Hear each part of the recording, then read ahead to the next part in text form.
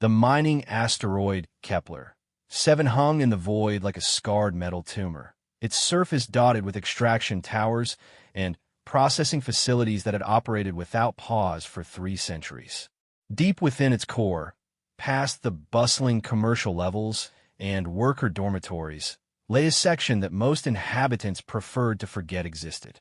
The containment levels stretched through the asteroid's heart like a metallic cancer, housing the galaxy's most dangerous criminals and political prisoners in cells designed to break both body and spirit. Marcus Chun wiped the sweat from his forehead as he descended into Level 9, the deepest accessible floor of the prison complex. His tool bag clanked against his hip with each step down the narrow maintenance shaft, the sound echoing off corroded walls that hadn't seen proper upkeep in decades. As the newest maintenance engineer assigned to the containment levels, Marcus had drawn the worst shifts and the most unpleasant jobs. Today's assignment was particularly grim: repair the power regulation system for Cell Block Omega, a section so deep and isolated that even the hardened guards spoke of it in whispers. The air grew thicker and more oppressive as he descended, recycled atmosphere heavy with the metallic taste of old fear and desperation. Emergency lighting cast sickly yellow pools along the corridor walls, leaving vast stretches in shadow that seemed to writhe and shift at the edge of vision. Marcus had worked maintenance jobs on dozens of stations and ships throughout the outer colonies, but nothing had prepared him for the suffocating atmosphere of this place. Cell Block Omega existed in a state of controlled decay, its automated systems functioning on the absolute minimum power required to maintain life support. The budget allocations for this section had been cut repeatedly over the years, leaving only the most essential systems operational. Temperature control had failed years ago, leaving the area perpetually cold and damp. The lighting flickered constantly, and the air recycling systems wheezed and groaned like dying animals. Marcus consulted his work tablet as he reached the main corridor of Cell Block Omega. According to the maintenance logs, the power regulation system had been suffering cascading failures for months, causing dangerous voltage spikes that threatened to overload the remaining life support systems. The repair should have been routine, but accessing the main power junction required him to work in close proximity to the cells themselves. The first few cells he passed were empty, their force field barriers powered down, and doors standing open to reveal barren chambers that had once held beings whose crimes had been deemed too terrible for standard imprisonment. Dust motes danced in the weak light filtering through the doorways, and the silence was absolute except for the distant hum of machinery and his own echoing footsteps. It was the sound that first alerted him to the occupied cell. A low, rhythmic scraping echoed from somewhere ahead, like metal being dragged across stone. The sound was deliberate, purposeful, and utterly at odds with the dead silence that pervaded the rest of the block. Marcus slowed his pace, his engineer's curiosity warring with a primal instinct to flee. The sound continued, steady and hypnotic, drawing him forward despite his growing unease. The occupied cell sat at the end of the corridor, distinguished from its neighbors only by the active force field that shimmered across its entrance like a sheet of blue-white fire. The power regulation junction he needed to access was located directly adjacent to the cell, mounted on the wall, where he would be forced to work within arm's reach of whatever was imprisoned inside. As Marcus approached, the scraping sound stopped abruptly, leaving a silence so complete it seemed to press against his eardrums. He set down his tool bag and activated his work light, its bright LED beam cutting through the gloom to illuminate the power junction's access panel. The metal was corroded and pitted, and several of the mounting bolts had worked loose over the years. Getting inside would require more time and effort than he had hoped. He was reaching for his sonic driver when movement within the cell caught his eye. The chamber beyond the force field was larger than the others, stretching back into shadows that his light couldn't penetrate. The walls were covered in what appeared to be scratches and gouges, thousands upon thousands of marks that formed complex patterns across every visible surface. As his eyes adjusted to the deeper darkness, he began to make out a massive shape coiled in the chamber's far corner. At first, Marcus thought he was looking at some kind of industrial machinery, all angles and metallic surfaces that gleamed dully in the reflected light. Then, the shape shifted slightly, and he realized with a shock that he was looking at a living creature. Scales the size of dinner plates covered its visible form, each one a deep bronze color that seemed to absorb rather than reflect light. What he had taken for mechanical components were actually restraints, massive chains, and shackles that bound the creature in a web of metal that prevented all but the slightest movement. 372 years, 8 months, 14 days, 6 hours, and approximately 37 minutes. A voice said from within the cell, causing Marcus to jump and nearly drop his tools. The voice was deep and resonant, with an odd harmonic quality that seemed to make the air itself vibrate. Despite its alien nature, the words were spoken in perfect galactic standard, with an accent that suggested education and refinement. Marcus found his voice after a moment of shocked silence. "I'm sorry, I didn't realize anyone was in there. I'm just here to repair the power system." "Anyone?" The creature's voice carried a note of bitter amusement. "An interesting choice of words, human. I am Keeltharian, last of the Drachmarie, and I've been bound in this tomb for longer than your species has possessed interstellar flight. You're the first person to speak to me in over 40 years. The name meant nothing to Marcus, but the creature's obvious intelligence and articulate speech made him deeply uncomfortable with the casual way he had dismissed it as anyone. He moved closer to the force field, trying to get a better look at the being within. "I didn't mean any disrespect. I've never heard of the Drachmarie." "Of course you haven't," Keeltharian replied, and Marcus could hear the weight of centuries in those words. "My people were erased from the historical records after the war. The victors write history, as they say, and the hegemony was very thorough in their revision of events." As Marcus worked on the power junction, removing corroded components and testing voltage levels, Keeltharian continued to speak.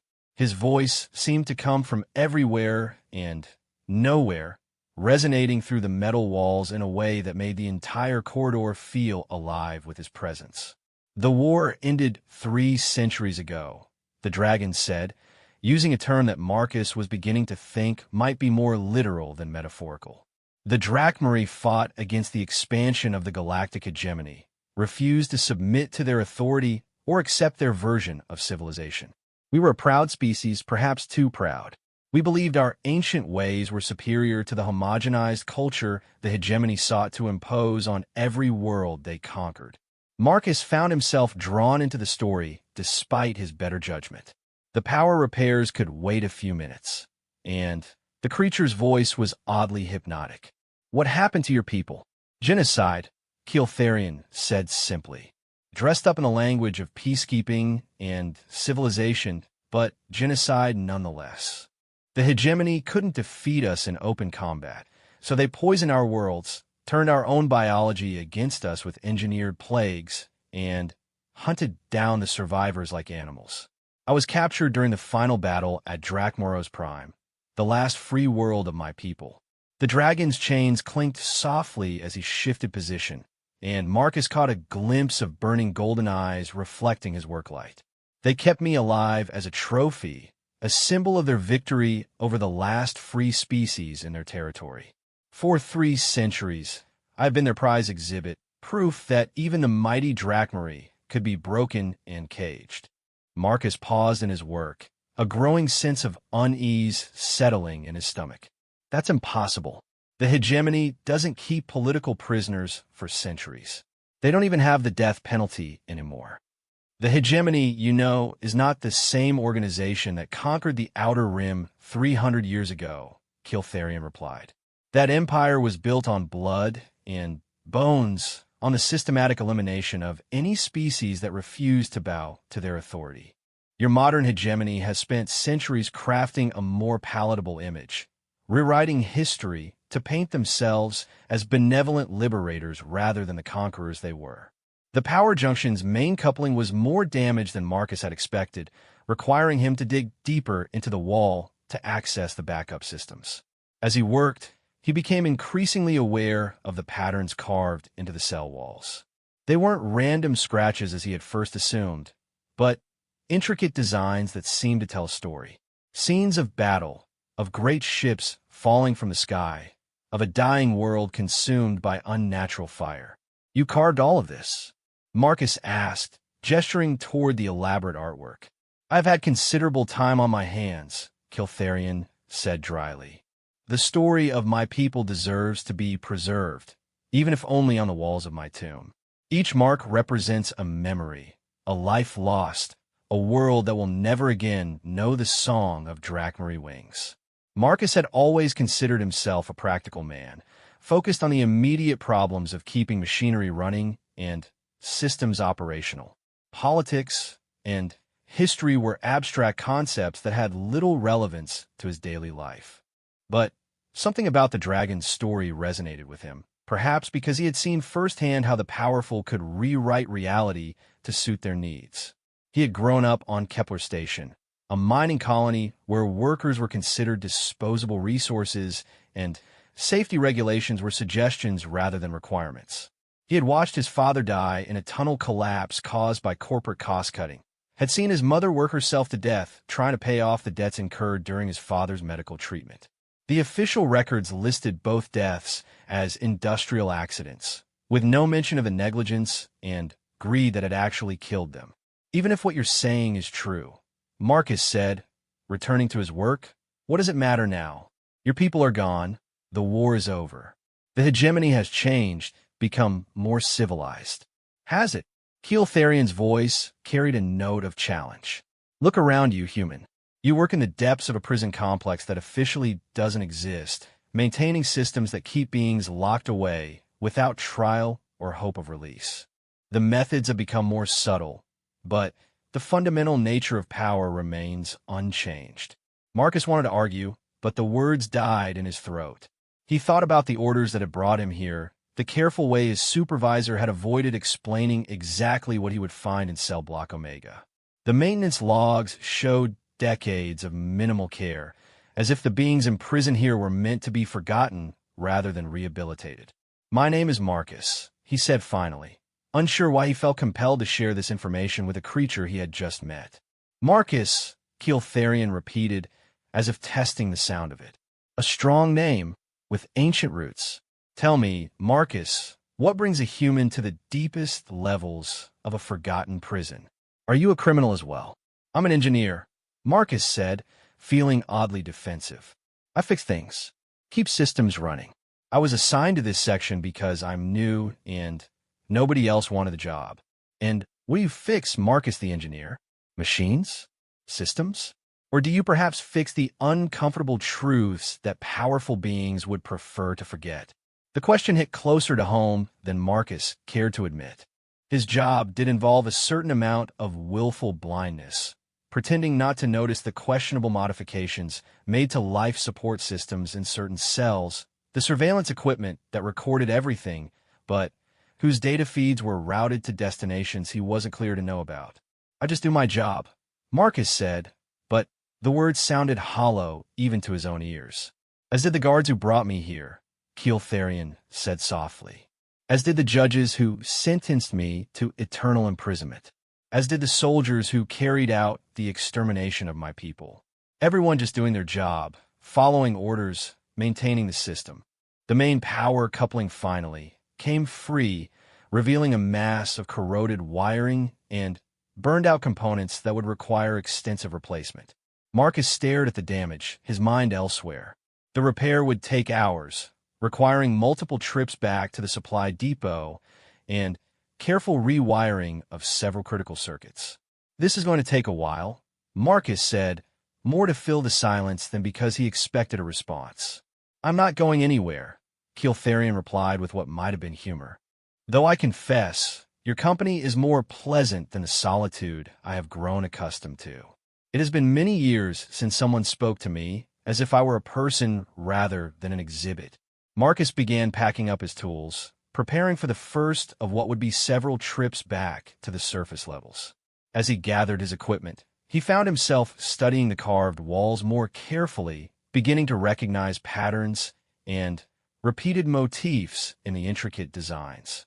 The artwork was beautiful in its complexity, but there's a profound sadness in every line, a grief so deep it seemed to permeate the stone itself. Kiltharian, Marcus said as he prepared to leave. What would happen if someone were to repair your restraints? Hypothetically speaking. The silence stretched for so long that Marcus began to think the dragon wouldn't answer. When Kiltharian finally spoke, his voice was carefully neutral. Hypothetically, the restraints are not merely mechanical, human. They are integrated with both the cell's power systems and my own biology. The chains contain neural inhibitors that prevent me from accessing most of my natural abilities, while the shackles themselves are forged from materials specifically designed to contain Drachmary physiology. Even if the mechanical components were removed, the neural suppressors would remain active as long as the cell's power systems continue to function. So freeing you would require shutting down the entire cell block, Marcus said, thinking through the implications. Among other things, yes. Though I should note that such an action will be considered an act of terrorism against the hegemony, punishable by immediate execution. The systems maintaining my imprisonment are classified at the highest levels of government security. Marcus shouldered his tool bag and headed toward the corridor entrance, his mind churning with uncomfortable thoughts. At the doorway, he paused and looked back toward the occupied cell. I'll be back tomorrow to finish the repairs, he said. I will be here, Kiltharian replied. I always am. As Marcus made his way back through the twisting maintenance shafts toward the surface levels, he couldn't shake the image of those golden eyes staring at him through the force field, ancient and intelligent and utterly without hope. The dragon story might be true, or it might be the elaborate fiction of a dangerous criminal. But either way, Marcus found himself questioning things he had never thought to question before. The next morning would bring new challenges, new decisions, and the beginning of a chain of events that would change not just Marcus's life, but the fate of entire star systems. For now, though, he climbed toward the light, carrying with him the weight of knowledge he wasn't sure he wanted to possess. Marcus spent the night in his cramped quarters staring at the ceiling, his mind replaying every word of his conversation with Kiltharian. Sleep came in fragments, interrupted by dreams of burning worlds and creatures in chains. When his alarm finally sounded, he felt more exhausted than when he had gone to bed, but he dragged himself through his morning routine with mechanical precision. The supply depot on level 3 buzzed with activity as workers prepared for another day of maintenance across the vast prison complex. Marcus gathered the components he would need for the power system repairs, his requisition list drawing no particular attention from the automated dispensing systems. Neural inhibitor bypass circuits, quantum coupling assemblies, bioneural interface stabilizers. All standard components for maintaining the specialized containment systems used throughout the hegemony's prison network. As he loaded the parts into his transport cart, Marcus found himself thinking about the technical specifications involved in holding a creature like Kiltharian. The neural inhibitors alone represented technology that was generations beyond anything used on human prisoners. Whatever the dragon had been capable of before his capture, the hegemony had clearly considered him dangerous enough to warrant their most advanced containment systems. The journey back to Cell Block Omega seemed shorter this time, though Marcus suspected that was simply because he knew what awaited him at the end. The oppressive atmosphere of the lower levels felt familiar now, less threatening, but somehow more sad. He was beginning to understand that this place was not just a prison, but a tomb for things the hegemony wanted the galaxy to forget.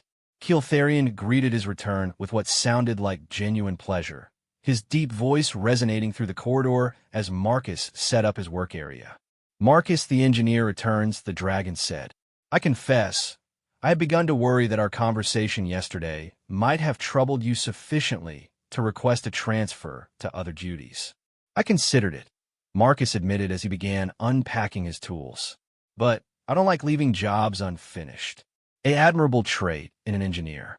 Also useful in a friend, should one be fortunate enough to find such a thing in a place like this? Marcus paused in his work. Friend.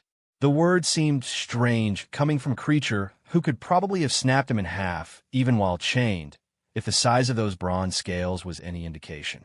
Yet there was something appealing about the idea. Marcus had always been a solitary person, more comfortable with machines than people. The thought that he might have found a genuine connection in such an unlikely place was both wonderful and terrifying. Tell me about the Drachmarie, Marcus said as he began removing the damaged components from the power junction. What were you like before the war? Kiltharion was quiet for a long moment, and when he spoke, his voice carried a warmth that hadn't been there the day before. We were builders, Marcus.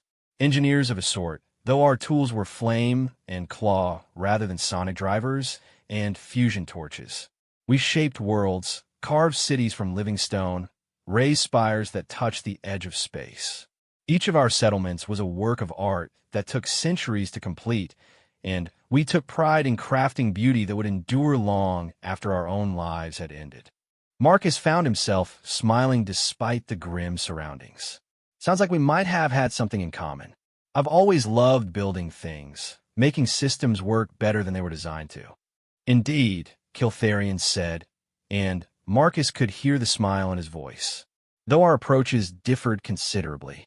Humans build with precision and efficiency, creating functional structures that serve their intended purpose. The Drachmarie built with passion and artistry, believing that any creation worthy of existence should inspire those who looked upon it. As Marcus worked deeper into the power system, replacing corroded circuits and recalibrating quantum couplings, Kiltharion continued to describe his people's civilization. He spoke of crystal cities that sang in the wind, of orbital platforms that danced around their suns in patterns that created moving shadows on the worlds below, of great ships that were grown rather than built, shaped from living metal that responded to the pilot's thoughts and emotions. We were not a numerous people, Kiltharion explained. Drachmarie reproduction was a slow and careful process. Each egg tended for decades before hatching. A single individual might live for millennia, but our birth rate was correspondingly low. When the hegemony began their expansion into our territory, they vastly outnumbered us. Then, how did you fight them for so long? Marcus asked, genuinely curious. The historical records I've seen suggest the war lasted for over a century. Because a single Drachmarie was worth 1,000 of their soldiers, Kiltharion said with quiet pride. We were born to the void between stars, capable of surviving in vacuum and manipulating energy in ways your science still doesn't understand. Our ships were extensions of ourselves rather than mere vehicles. In single combat, no hegemony warrior could stand against us. Marcus could hear the pain beneath the pride, the knowledge that individual superiority had not been enough to save his people from overwhelming numbers and ruthless tactics. He had seen similar patterns in his own life, watching small family businesses crushed by corporate entities that cared nothing for quality or craftsmanship, only for market dominance and profit margins. The hegemony didn't win through honorable combat, Kiltharion continued. They poisoned our nursery worlds, destroying entire generations before they could hatch. They turned our own biology against us, creating weapons specifically designed to target Drachmarie physiology. Toward the end, they simply began destroying any world that showed signs of our presence, whether we were actually there or not. That's horrible, Marcus said, and meant it. The clinical efficiency of such genocide was appalling, made worse by the knowledge that it had been carried out by the same organization that now claimed to be a force for peace and stability in the galaxy. The final battle took place at Drachmoro's Prime, our capital world, and the last bastion of our resistance, Kiltharion said. I was the war leader by then, the last of the Elder Council, still capable of fighting. We knew we couldn't win, but we hoped to make victory so costly that the hegemony would be willing to negotiate some kind of settlement. Marcus had finished replacing the primary power coupling and was now working on the more delicate neural interface circuits, the components responsible for maintaining the mental suppressors that kept Kiltharion docile. As he examined the intricate bioneural pathways, he began to understand just how sophisticated the dragon's prison really was. These neural inhibitors, Marcus said carefully, they're not just suppressing your physical abilities, are they? Very perceptive, Keeltharian replied. They also suppress emotional responses, creative thinking, and memory formation. For the first century of my imprisonment, I could barely remember my own name, much less the details of the war or the fate of my people. The suppression has weakened somewhat as the equipment has aged, which is how I've been able to carve the story of my people into these walls. Marcus stared at the neural interface components in his hands, understanding flooding through him. The hegemony hadn't just imprisoned Keeltharian's body. They had tried to imprison his mind as well, to rob him of everything that made him who he was. The fact that the dragon retained any personality at all after 3 centuries of such treatment was a testament to the strength of his will. That's why you can speak to me now, Marcus said. The system degradation is allowing more of your natural self to emerge. Yes, though the process is far from complete. Much of what I was remains locked away, accessible only in fragments and dreams. I suspect that my captors intended for the suppression to eventually fade entirely, leaving me aware enough to fully comprehend my situation, but powerless to change it. A final cruelty to cap centuries of torment. Marcus carefully installed the new neural interface circuits, his hands steady despite the turmoil in his mind. With each component he replaced, he was strengthening the very systems that kept his new friend imprisoned. The irony was not lost on him, and he began to understand what Keeltharian had meant about everyone just doing their job. I've been thinking about what you said yesterday, Marcus said as he worked. About the hegemony rewriting history. How would anyone verify something like that? The official records all say the Drachmae were aggressive expansionists who threatened peaceful colonies. An excellent question, Keeltharian replied. The answer lies in understanding how historical records are maintained and distributed throughout the hegemony. Central authority controls all educational materials, all data networks, all access to archival information. Contradictory sources are classified as dangerous propaganda or simply deleted entirely. Marcus had nearly finished the neural interface installation when Keeltharian continued speaking, his voice taking on a different quality, more urgent and focused. However, there are still sources of information that exist outside the hegemony's control. Independent traders, frontier colonies, archaeological sites that predate the war. The problem is that accessing such sources requires someone with both the technical skills to bypass hegemony data restrictions and the motivation to risk the consequences of possessing forbidden knowledge. The implication was clear, and Marcus felt a chill run down his spine. Keeltharian wasn't just telling him a story. He was making a proposal. The dragon wanted Marcus to help him verify his claims, to dig deeper into the hidden history of the galaxy. Even if I wanted to help, Marcus said quietly, I don't have access to those kinds of systems. I'm just a maintenance engineer. My clearance barely gets me into the technical databases, let alone historical archives. But you do have something more valuable than security clearances, Keeltharian pointed out. You have skills, Marcus. The ability to understand and manipulate complex systems. The prison's data network is connected to the broader hegemony information grid, albeit through heavily secured channels. A skilled engineer might be able to trace those connections, perhaps even access external databases without triggering security protocols. Marcus finished installing the last of the neural interface components and closed the access panel, his work for the day complete. The power regulation system was now fully operational, guaranteeing that Keeltharian's imprisonment would continue without interruption for decades to come. The thought left a bitter taste in his mouth. You're asking me to commit treason, Marcus said bluntly. I'm asking you to seek the truth, Keeltharian corrected. If my story is false, if the Drachmae were indeed the monsters the hegemony claims we were, then you'll have lost nothing but time. But if I'm telling the truth, then everything I've been told about the hegemony is a lie, Marcus finished. Not everything. The modern hegemony has indeed become more civilized in many ways. But their past remains unchanged buried beneath layers of propaganda and revised history. The question is whether you're content to live with comfortable lies or whether you have the courage to face uncomfortable truths. Marcus packed up his tools slowly, his mind racing through possibilities and consequences. He thought about his parents, about the official reports that had glossed over the corporate negligence that killed them. He thought about the workers throughout the prison complex, most of whom had no idea what kinds of beings were held in the deepest levels. He thought about the careful way his supervisors avoided discussing certain aspects of his job, the unspoken understanding that some questions were better left unasked. If I did decide to look into this, Marcus said carefully, where would I start? The prison's historical database contains records dating back to its construction 3 centuries ago, Kiltharian said. Officially, those records are classified, but they exist within the same network you use for maintenance documentation. The files you're looking for would be related to the initial construction contracts, personnel assignments, and prisoner transfer records from the early years of operation. Marcus hoisted his tool bag and started toward the corridor exit, his steps slower than usual.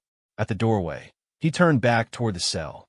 Kiltharian, if I find out that you're lying to me, that you really are some kind of dangerous criminal who deserves to be here, then you will walk away and never speak to me again, the dragon finished. I understand, Marcus. Trust must be earned, especially when the stakes are so high. I ask only that you judge me on the truth you discover, not on the stories you've been told. That night, Marcus sat in his quarters staring at his workstation's access terminal. The prison's data network stretched out before him like a vast electronic maze, filled with information both mundane and classified. Somewhere in that maze were the answers he sought, if he had the courage to go looking for them. He began with simple queries, accessing maintenance records and construction databases that fell well within his authorized access levels. The prison's history was documented in meticulous detail, from the initial asteroid surveys to the installation of the first containment systems. Most of it was exactly what he expected to find: technical specifications, budget allocations, personnel rosters. But as he dug deeper into the historical records, Marcus began to notice oddities in the documentation. Gaps in the timeline where months or even years of data seemed to be missing. Personnel records that had been heavily redacted, leaving only names and assignment dates. Construction projects that were referenced in budget documents, but never described in detail. It was past midnight when Marcus finally found what he was looking for: a partially corrupted file containing the original prisoner intake record from the facility's first decade of operation. The data was fragmented and difficult to read, but one entry stood out clearly among the routine criminal transfers and political dissidents. Subject designation: Drachmarie Prime Alpha. Classification: war criminal/political prisoner. Sentence: indefinite detention pending final resolution of territorial conflicts.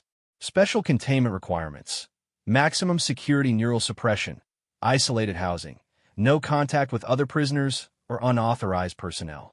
Authorized by Emergency Decree 7749 Omega, Galactic Security Council. Marcus stared at the entry for a long time, feeling something cold settle in his stomach. Emergency Decree 7749 Omega was referenced in dozens of other files, always in connection with prisoners who had been transferred to the deepest levels of the prison and never seen again. A quick cross-reference search revealed that the decree had been classified immediately after its issuance and remained sealed to this day.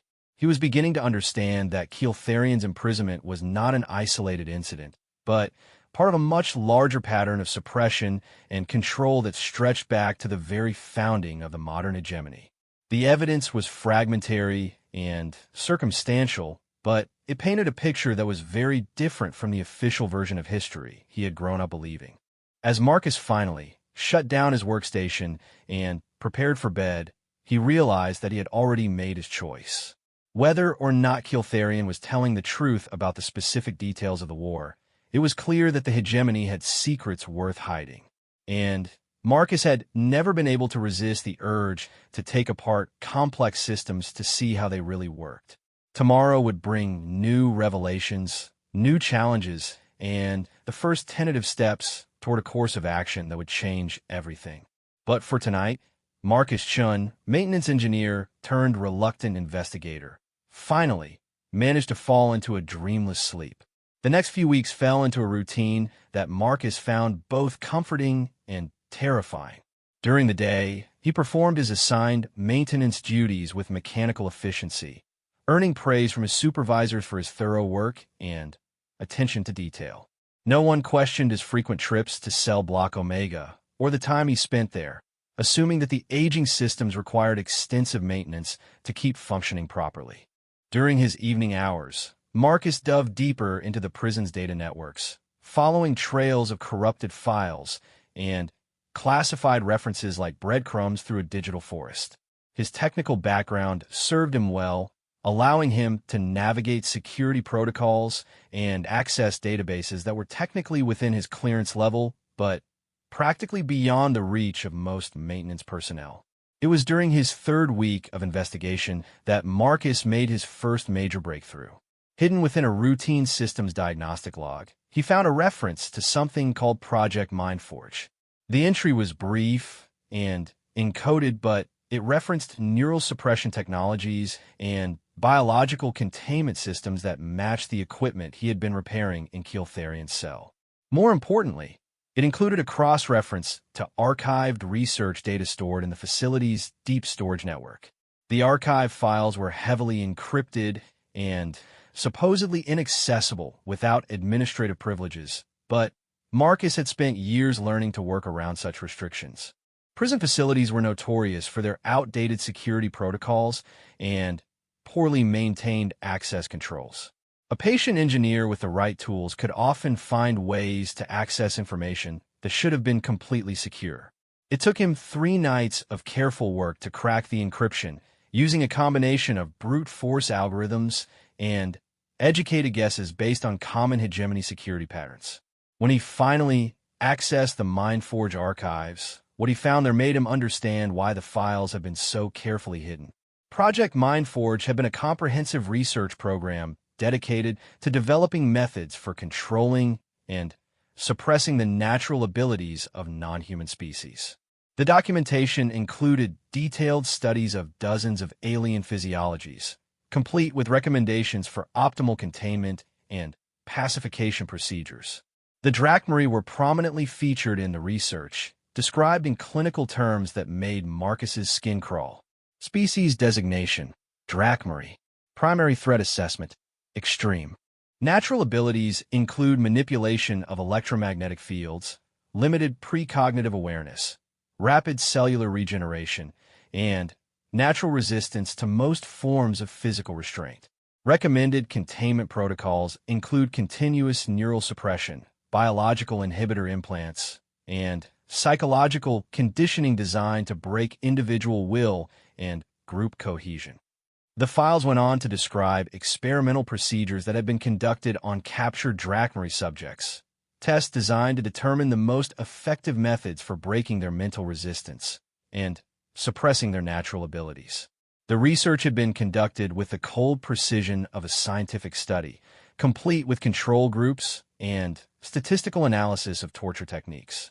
Marcus had to stop reading several times, overwhelmed by the casual cruelty documented in the files. These weren't records of military interrogations or wartime intelligence gathering.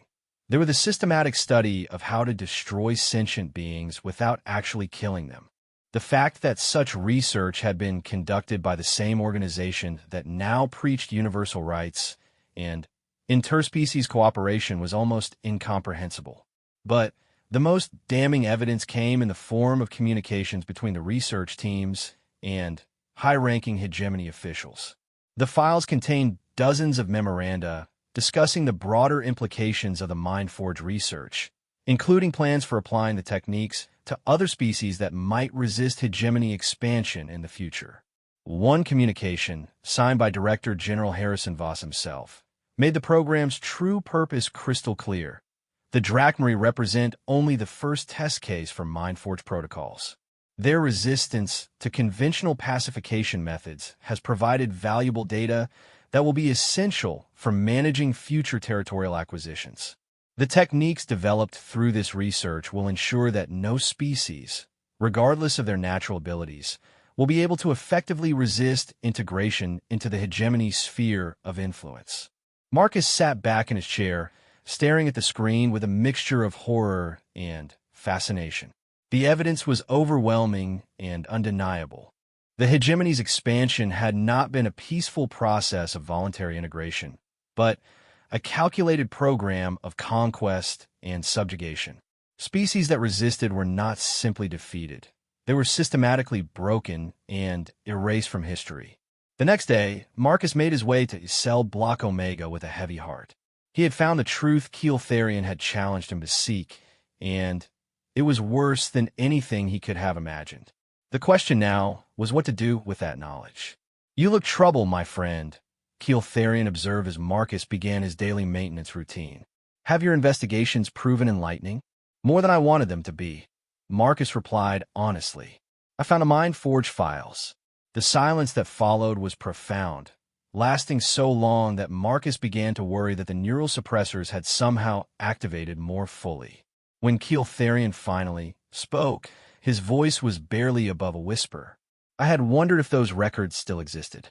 The research teams were very thorough in documenting their work, though I suspect they never intended for their subjects to learn what was being done to them.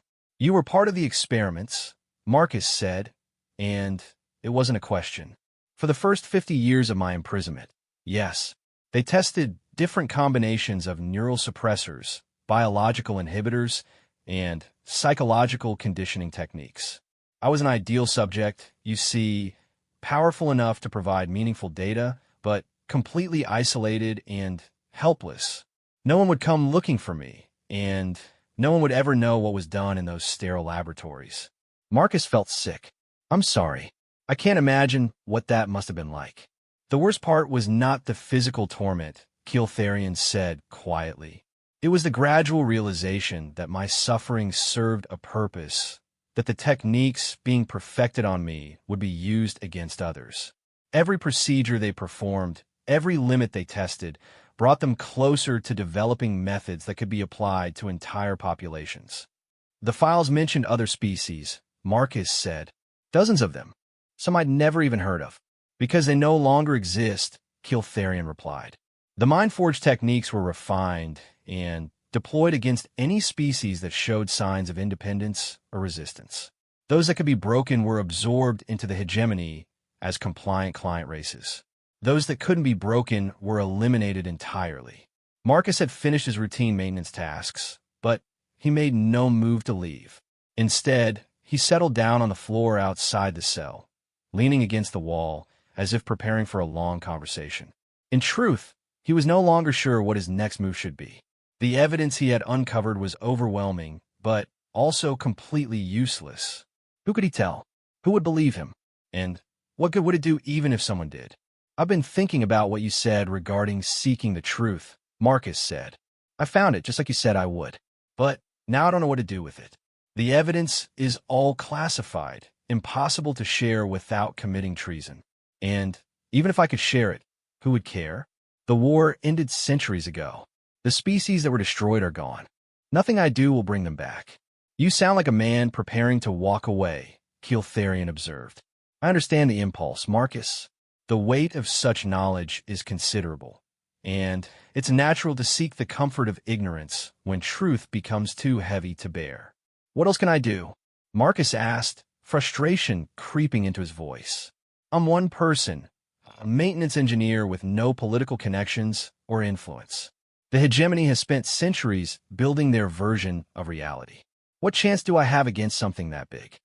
"Perhaps none," Keel Therian admitted. "But consider this, my friend. You're not the only person in the galaxy who has noticed discrepancies in the official history. There are others who have begun to question the comfortable lies they've been told, others who have stumbled upon fragments of suppressed truth. The problem has always been coordination, communication, the ability to piece together a complete picture from scattered evidence. Marcus leaned forward, suddenly interested. What are you suggesting? I'm suggesting that the same technology that allows the hegemony to control information can also be used to subvert that control. You have demonstrated remarkable skill in accessing restricted databases and bypassing security protocols. Imagine what might be possible if that skill were applied not just to uncovering truth, but to sharing it. The idea was both thrilling and terrifying. Marcus could see the possibilities immediately. Encrypted communication networks that bypassed hegemony monitoring, anonymous data sharing that allowed isolated researchers to collaborate, distributed storage systems that made suppressing information effectively impossible. You're talking about building a rebellion, Marcus said. I'm talking about building a library, Kiltharian corrected. A place where suppressed knowledge can be preserved and shared, where truth can survive even if those who discover it do not. The hegemony's power depends on controlling what people know. Take away that control, and their entire system begins to crumble. Marcus spent the next several hours discussing the technical challenges involved in creating such a system.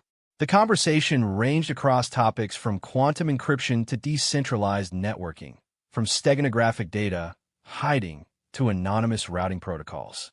Kiltharian's knowledge of advanced technology was impressive, suggesting that his people had been far more sophisticated than the official histories indicated. As their discussion continued, Marcus began to see the outline of something that might actually be possible. The prison's connection to the broader hegemony data network could serve as an entry point for establishing covert communication channels. His maintenance access gave him opportunities to install hidden hardware and software without triggering security alerts. Most importantly, his position as a low-level technician made him essentially invisible to the intelligence services that monitored more obvious threats. There's one major problem with this plan, Marcus said as their conversation wound down. Even if I could build such a system, I don't have access to the kind of historical evidence that would make it worthwhile. The Mindforge files are just one piece of a much larger puzzle. But they're not the only piece available, Kiltharian pointed out. The prison's historical archives contain records of thousands of prisoners who were disappeared during the expansion period. Cross-referencing those records with external databases could reveal patterns of suppression that go far beyond what was done to the Drachmarie. External databases, Marcus repeated. You mean accessing systems outside the hegemony network entirely? Precisely. Independent colonies, trading posts, archaeological databases maintained by academic institutions that predate hegemony control. Such resources exist throughout the galaxy, but they remain isolated and unconnected. A skilled engineer with the right tools could change that. Marcus felt the familiar thrill that came with tackling a complex technical challenge. The same excitement he had always felt when presented with a broken system that others had declared unfixable. The scope of what Kiltharian was proposing was staggering, but the individual components were all within his capabilities. This would take years to implement properly, Marcus said. Maybe decades. And the risks are considerable, Kiltharian agreed. Discovery would mean execution for treason, assuming you were fortunate enough to receive a trial. But consider the alternative, Marcus. If nothing is done, if the truth remains buried, how many more species will suffer the fate of the Drachmarie? How many more beings will disappear into facilities like this one, their very existence erased from history? That night, Marcus began the most important project of his life. Working in his quarters with tools and components obtained through routine maintenance requisitions, he started building the foundation of what would eventually become the largest underground information network in galactic history. The first prototype was crude, little more than a hidden partition on his workstation that could store encrypted files and communicate through innocuous-looking maintenance signals sent over the prison's internal network. But it was a beginning, proof that the concept could work on a larger scale. As he worked, Marcus thought about the carved walls of Kiltharian's cell, the patient way the dragon had preserved the memory of his people through centuries of suffering. In a way, Marcus was attempting something similar, creating a permanent record that would survive even if he did not, ensuring that truth would outlive the lies that concealed it. The work was slow and painstaking, requiring him to maintain his normal duties while carefully building his secret system piece by piece. Every component had to be disguised as routine maintenance equipment, every connection hidden within existing infrastructure. Discovery at this stage would be catastrophic, so Marcus forced himself to be patient, to build carefully rather than quickly. But as the days passed and his system grew more sophisticated, Marcus began to see real possibilities emerging. The prison's connection to the broader hegemony network was more extensive than he had initially realized, providing potential access to hundreds of external databases and communication systems. More importantly, he was beginning to understand that he wasn't alone in his growing doubts about official history. Careful monitoring of network traffic revealed subtle patterns that suggested others were asking similar questions, accessing similar databases, looking for the same kinds of suppressed information. The foundation of a rebellion might already exist, scattered and uncoordinated, but present nonetheless. All it needed was someone with the technical skills to bring the pieces together, to build the infrastructure that would allow isolated truth seekers to find each other. As Marcus made his way back to Cell Block Omega for another day of routine maintenance, he carried with him the first fruits of his labor, a small data crystal containing a copy of the Mindforge files, encrypted and ready for distribution. It was a single step in what would be a very long journey, but it was a beginning. And sometimes Marcus reflected as he descended into the depths of the prison, a beginning was enough. 6 months after his first conversation with Kiltharion, Marcus had established contact with 47 individuals across 12 star systems, all of them united by their growing doubts about official hegemony history and their access to fragments of suppressed information. The network he had built operated through layers of encryption and misdirection so complex that even he sometimes lost track of all the connections and pathways. Dr. Elena Vasquez on Kepler Station had uncovered archaeological evidence suggesting that the Zalari civilization had been far more advanced than historical records indicated before their mysterious disappearance 3 centuries ago. Commander James Wright, a retired hegemony naval officer, had discovered discrepancies in military records that suggested entire fleets had been deployed against civilian targets during the expansion wars. Professor Sarah Chun at the University of New Terra had found gaps in the academic archives that corresponded precisely with periods of major territorial acquisition. Each contact had brought new pieces of the puzzle, and the picture that emerged was staggering in its scope. The pattern of suppression and elimination that had been perfected against the Drachmarie had been applied systematically across hundreds of worlds, erasing entire civilizations from galactic memory. The modern hegemony's claims of peaceful expansion were built on a foundation of carefully concealed genocide. But with growth came risk, and Marcus was becoming increasingly aware that their activities had not gone entirely unnoticed. Security sweeps into prison had become more frequent and thorough, and he had noticed new monitoring equipment being installed in sections where it had never been present before. His own access logs were being scrutinized more carefully, and twice in the past month he had been asked to explain routine maintenance activities that had previously drawn no attention. "They're beginning to suspect something," Marcus told Kiltharion during one of their regular conversations. "I'm not sure how much longer I can keep this up without triggering a full investigation." "Then, perhaps it's time to consider more permanent solutions," Kiltharion replied. "The network you've built is impressive, but it remains vulnerable as long as its creator is at risk of discovery. You need to transfer operational control to others and remove yourself from the equation." Marcus had been thinking the same thing, but hearing it voiced aloud made the reality of his situation suddenly clear.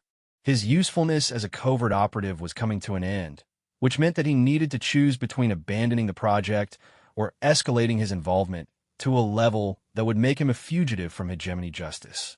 "There's another option," Marcus said carefully. "Something I've been considering for weeks, but haven't had the courage to suggest."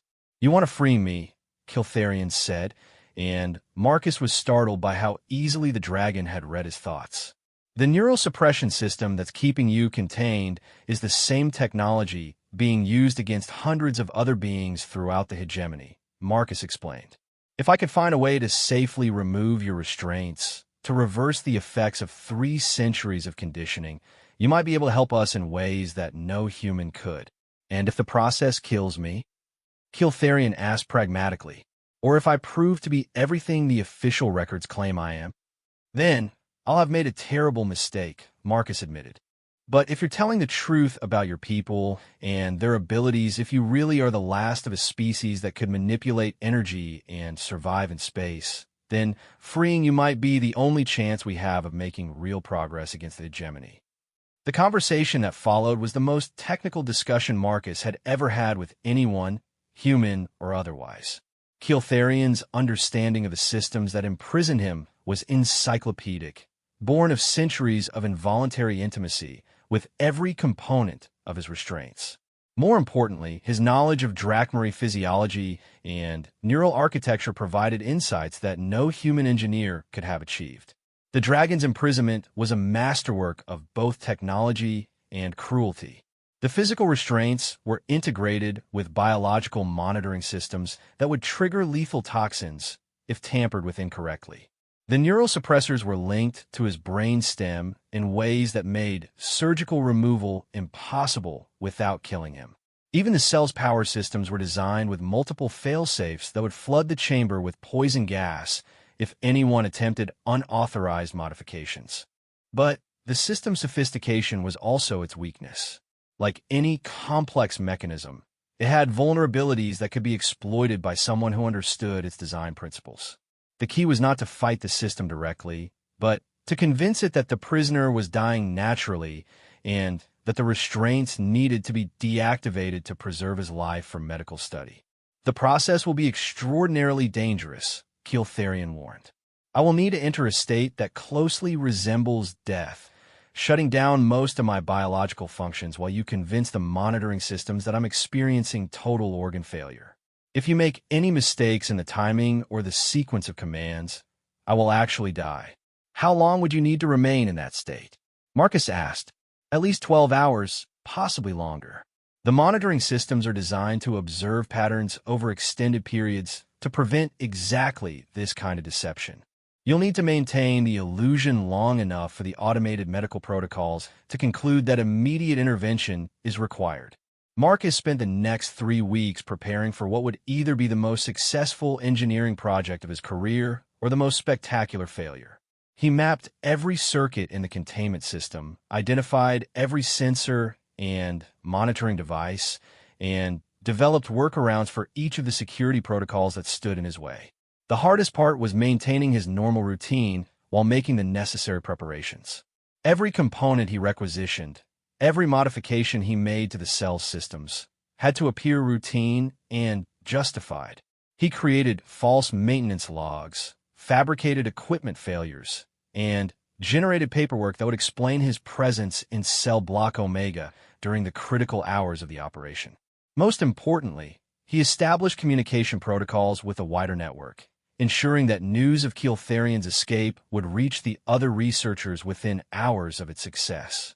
If the dragon proved to be everything he claimed to be, the information he could provide would revolutionize their understanding of suppressed galactic history.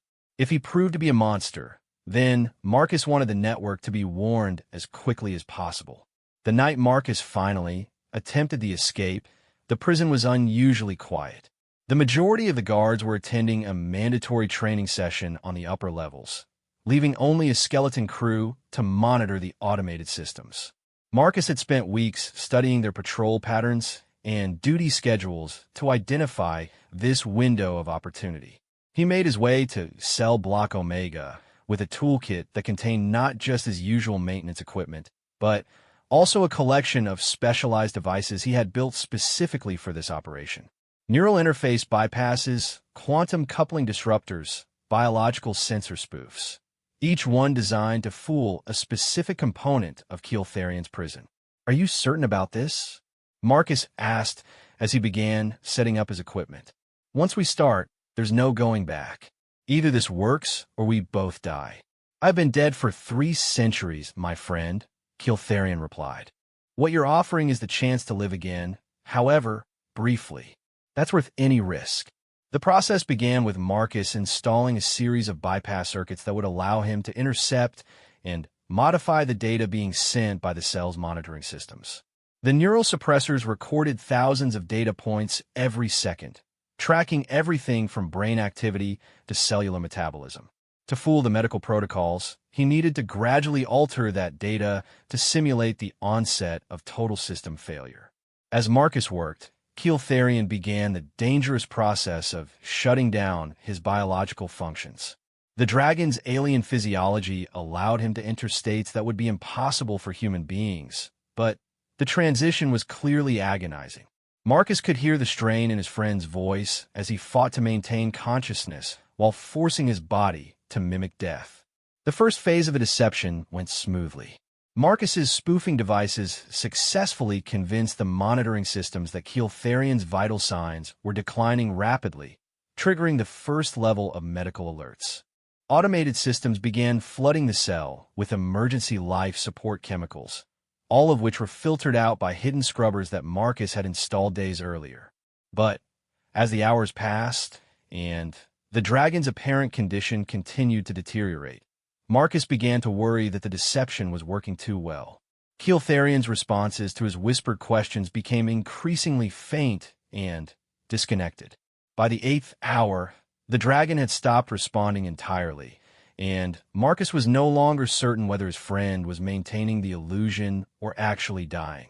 It was during the 10th hour that the prison's medical systems finally reached the conclusion Marcus had been hoping for. Automated protocols determined that the prisoner was experiencing irreversible organ failure and that immediate surgical intervention was required to preserve the body for medical study. The restraint systems began their shutdown sequence, preparing to transfer the patient to the facility's medical wing. Marcus held his breath as centuries-old shackles finally opened with soft mechanical clicks. The neural suppressors powered down one by one, their control interfaces showing green status lights for the first time since Marcus had begun working in the cell block. The process was maddeningly slow, each system requiring authorization from multiple redundant controllers, but eventually the last restraint released its hold. For a long moment, nothing happened. Kiltharion lay motionless in the center of the cell, looking for all the world like a corpse.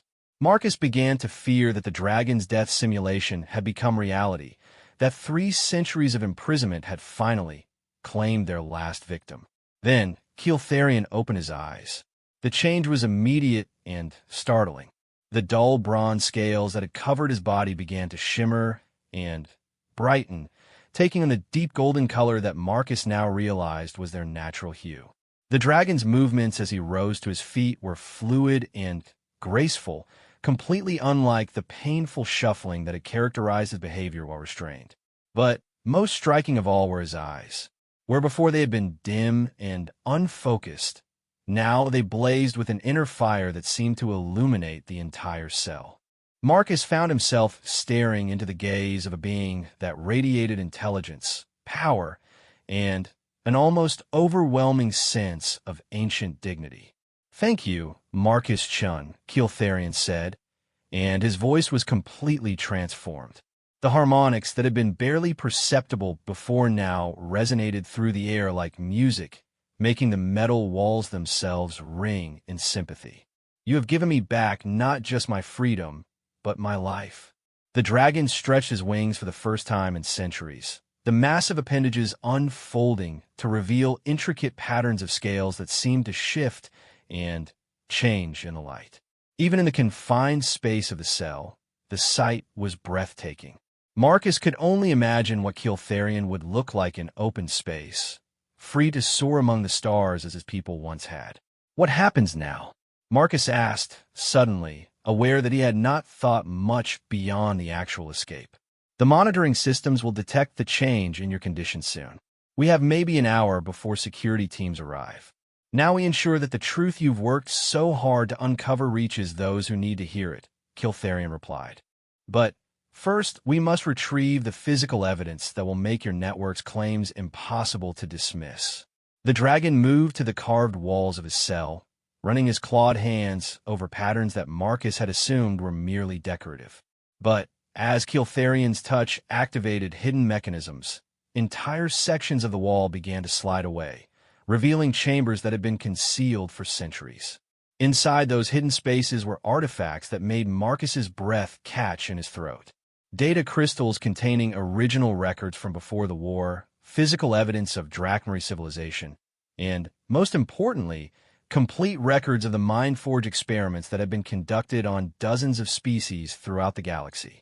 The researchers were meticulous in documenting their work, Kiltharian explained as he gathered the artifacts. They never imagined that their test subject might be able to access and copy their files. These records contain evidence of crimes that go far beyond what you've already discovered. As alarms began to sound in the distance, Marcus and Kiltharian made their way through the prison's maintenance tunnels toward the surface levels. The dragon's knowledge of the facility's layout was encyclopedic, including passages and systems that didn't appear on any official blueprint. It quickly became apparent that Kiltharian had spent centuries planning for this moment, mapping every possible escape route and identifying every potential obstacle. The journey to the surface was surreal. Marcus found himself following a creature of legend through the mechanical bowels of a modern prison, carrying artifacts that would rewrite galactic history. Behind them, security teams were discovering the empty cell and triggering lockdown procedures that would seal the facility within minutes. But Marcus wasn't worried about pursuit. As they climbed toward the docking levels where his escape ship waited, he activated the final component of his plan. Throughout the prison's computer networks, dormant programs began executing, uploading terabytes of suppressed information to every connected system in the galaxy. By the time the security teams realized what was happening, the evidence of hegemony crimes would be beyond their ability to contain. As they reached the docking bay, where Marcus had hidden his modified cargo hauler, Kiltharian paused and looked back toward the depths of the prison that had been his home for 3 centuries. "I should feel hatred for this place," the dragon said quietly, "for what was done to me here, for the years that were stolen from me. But instead, I find myself grateful. My imprisonment brought us together, allowed us to build something that may finally bring justice to the galaxy." Marcus activated his ship's engines, feeling the familiar vibration of a well-maintained fusion drive coming online. "Where do we go now?" "To the stars, my friend," Kiltharian replied, his golden eyes reflecting the light of distant suns. "To carry the truth to every world in the galaxy, and to ensure that the crimes of the past are never repeated." As their ship lifted off from the prison asteroid and accelerated toward hyperspace, Marcus felt a mixture of terror and exhilaration unlike anything he had ever experienced. Behind them lay everything he had ever known, a life of quiet routine and unquestioned assumptions. Ahead lay uncertainty, danger, and the chance to be part of something that might actually change the galaxy for the better. The last dragon was free, and the revolution had begun. The revolution that began with a simple maintenance repair spread across the galaxy like wildfire, carried on data streams that the hegemony could not intercept and transmitted through networks they didn't know existed. Within days of Kiltharian's escape, suppressed historical records were surfacing on worlds throughout the Outer Rim, accompanied by detailed technical analysis that made their authenticity impossible to dispute. Marcus and Kiltharian had established their base of operations on Refuge Station, an ancient trading post that existed in the space between hegemony territory and the independent colonies. The station was old enough to predate most modern surveillance systems, and its position at the intersection of several major hyperspace routes made it an ideal location for coordinating the growing resistance movement. The Dragon's presence had transformed everything about their operation. Where Marcus had once worked alone, carefully building connections one at a time, Kiltharian's natural charisma and encyclopedic knowledge of galactic history had attracted hundreds of new supporters within weeks. Scientists, historians, former military officers, and ordinary citizens who had begun to suspect that their government's version of reality didn't match their own experiences. But it was Kiltharian's unique abilities that made their work truly revolutionary. The dragon could interface directly with computer systems, his consciousness flowing through data networks like water through pipes. Information that would have taken human researchers months to analyze could be processed and cross-referenced by Kiltharian in a matter of hours. More importantly, his perfect memory allowed him to spot connections and patterns that would have been invisible to anyone else. The suppression was even more systematic than we initially realized, Kiltharian explained during one of their strategy meetings. The dragon had taken to manifesting as a holographic projection during such gatherings, his massive form too large for most conference rooms. The hegemony didn't simply erase hostile species from the historical record. They carefully crafted replacement narratives that painted their victims as aggressors, making their elimination appear justified and necessary. Dr. Elena Vasquez, who had traveled from Kepler Station to join their research efforts, displayed a series of archaeological findings on the main screen. The pattern is consistent across dozens of worlds. Advanced civilizations that supposedly destroyed themselves through warfare or environmental collapse, but the physical evidence suggests they were actually victims of orbital bombardment using weapons that match hegemony military specifications. Commander James Wright nodded grimly. The naval records support that theory. I've found deployment orders for entire fleets that were supposedly conducting humanitarian missions, but their actual positions correspond exactly with the locations where these civilizations were supposedly wiping themselves out. The evidence was overwhelming and growing daily. Each new piece of information revealed another layer of the hegemony's carefully constructed mythology, another species that had been eliminated and forgotten. The scope of the cover-up was staggering, involving not just the suppression of records, but the creation of entirely fictional histories that had been taught as fact for centuries. But evidence alone would not be enough to bring down an organization as powerful and entrenched as the galactic hegemony. They needed something more dramatic, more immediate, something that would force the general population to confront truths they had been conditioned to ignore. It was during their third month at Refuge Station that Kiltharian proposed a plan that was audacious even by their standards. The hegemony's power depends on the illusion of legitimacy, the dragon explained as their core team gathered in the station's main conference room. They present themselves as the rightful government of a voluntarily united galaxy, defenders of peace and stability. If we could shatter that illusion publicly and dramatically, we might be able to trigger the kind of widespread uprising that could actually succeed. What did you have in mind? Marcus asked, though he suspected he already knew where this conversation was heading. The Memorial of Unity on Hegemony Prime, Kiltharian said. Every year, government leaders from across the galaxy gather there to commemorate the supposed peaceful unification of the member worlds. It's broadcast live to billions of people, a celebration of the hegemony's greatest propaganda triumph. Marcus felt his stomach clench. You want to attack the memorial ceremony. I want to reveal the truth at the memorial ceremony, Kiltharian corrected. Imagine if, during the height of the celebrations, the government's own communication systems began broadcasting the real history of galactic expansion. Imagine if the leaders standing before that monument to unity were forced to answer for the genocide they've spent centuries concealing. The plan that emerged from their discussions was complex and dangerous, requiring coordination between resistance cells across multiple star systems and precise timing that left no room for error. They would need to infiltrate the most heavily guarded planet in the galaxy, override security systems that have been designed to prevent exactly this kind of attack, and broadcast their evidence to an audience of billions before being captured or killed. The technical challenges alone were daunting. Hegemony Prime's defensive networks were legendary, featuring multiple layers of redundant systems that had never been successfully breached. The communication infrastructure for the memorial broadcast was similarly protected, with quantum encryption and isolated networks that should have made external access impossible.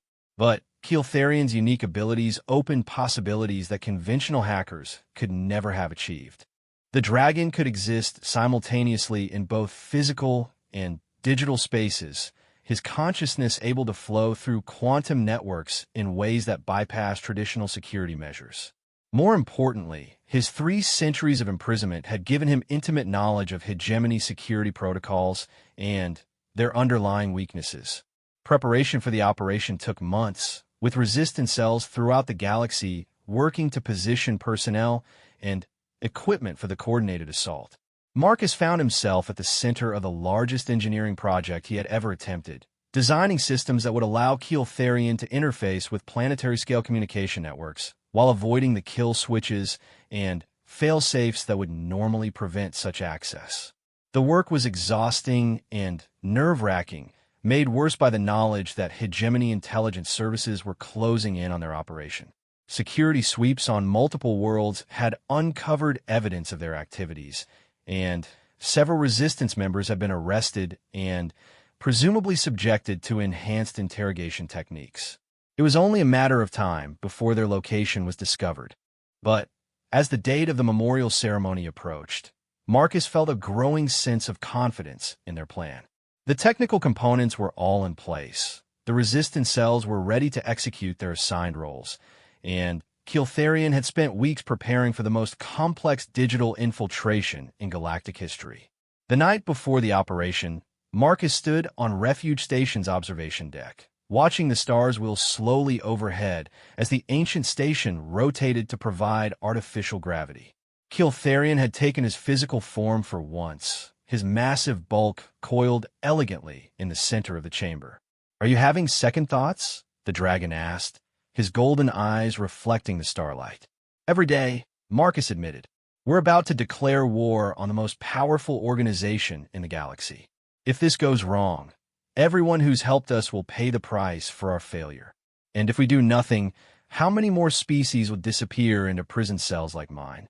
Keeltharian replied, "How many more civilizations will be erased from history to maintain the hegemony's version of peace and stability?" Marcus nodded, knowing the dragon was right, but still struggling with the magnitude of what they were attempting. "I keep thinking about something you said when we first met, about everyone just doing their job, following orders, maintaining the system. What if we succeed? What if we bring down the hegemony and create something worse in its place? Then we will have learned that revolution is easier than governance," Keeltharian said with what might have been humor. "But consider the alternative, my friend. The current system is built on lies and maintained through oppression. Whatever emerges from its collapse, at least it will be built on truth." The memorial ceremony began at dawn on Hegemony Prime, with government leaders from across the galaxy gathering before the Monument to Unity, a towering spire that supposedly represented the voluntary cooperation of all member species. The irony was not lost on Marcus that the monument had been built from materials strip-mined from Drachmary worlds, using forced labor from the very species it claimed to celebrate. As the ceremony progressed through its carefully choreographed routine of speeches and symbolic presentations, resistance teams throughout the galaxy began executing their assigned tasks. Communication satellites were infiltrated, security networks were compromised, and backup systems were quietly disabled. Each action was small and seemingly insignificant, but together they created the conditions necessary for Keeltharian's assault on the planetary communication grid. The Dragon's infiltration began during the keynote address by Director General Harrison Voss, the aging autocrat who had overseen hegemony expansion for the past 50 years. As Voss spoke about peace and cooperation, Keeltharian's consciousness flowed through the quantum networks that carried his words to billions of listeners across the galaxy. Marcus watched from their hidden command center as diagnostic displays showed Keeltharian's progress through the communication infrastructure. The dragon's digital form moved like lightning through systems that would have taken human hackers months to map, bypassing security protocols with an elegance that was almost artistic. Then, In the middle of Director General Voss's speech about the hegemony's commitment to protecting all member species, the broadcast signal was hijacked. The first thing viewers saw was archival footage from the war crimes trials that had never been held, testimony from witnesses who had been silenced before they could speak. Drakmari refugees describing the systematic poisoning of their worlds. Zalari survivors documenting the orbital bombardment that had destroyed their civilization. Representatives from dozens of species telling the same story of conquest disguised as liberation. But the real impact came from the data that accompanied the testimonials. Scientific analysis of planetary destruction patterns, forensic evidence of engineered plagues, communication intercepts showing hegemony commanders discussing genocide as if it were a routine military operation. The evidence was presented with clinical precision, making any claims of propaganda or fabrication impossible to sustain. As the broadcast continued, it became clear that this was not simply an attack on current hegemony leadership, but a systematic dismantling of the historical narrative that justified their entire system of government. World after world was revealed to have been conquered rather than liberated, species after species shown to have been victims rather than aggressors. The reaction was immediate and explosive. Across the galaxy, populations that had been taught to revere the hegemony as protectors and liberators began to understand that they were actually subjects of a conquering empire. Peaceful demonstrations turned into riots as the full scope of the deception became clear. Military units began refusing orders as soldiers realized they had been serving an organization built on genocide. But the most dramatic moment came when Keeltharian himself appeared on the broadcast, his physical form materializing in the middle of the memorial ceremony through a combination of holographic projection and localized matter manipulation. The dragon stood before the monument to unity in all his terrible glory, wings spread wide and eyes blazing with righteous fury. "I am Keeltharian of the Drakmari," he announced, his voice resonating through every speaker on the planet. "For 3 centuries, I have been your prisoner, your test subject, your trophy. I am the last survivor of a species you claimed never existed, witness to crimes you thought you had erased from history." The assembled government officials scattered in panic, but there was nowhere to run from a being who could manifest anywhere in the galaxy's communication grid. Keeltharian's presence followed them through every screen, every speaker, every device capable of receiving a signal. "You celebrated unity while practicing genocide," the dragon continued. "You spoke of peace while waging wars of extermination. You promised protection while erasing entire civilizations from existence.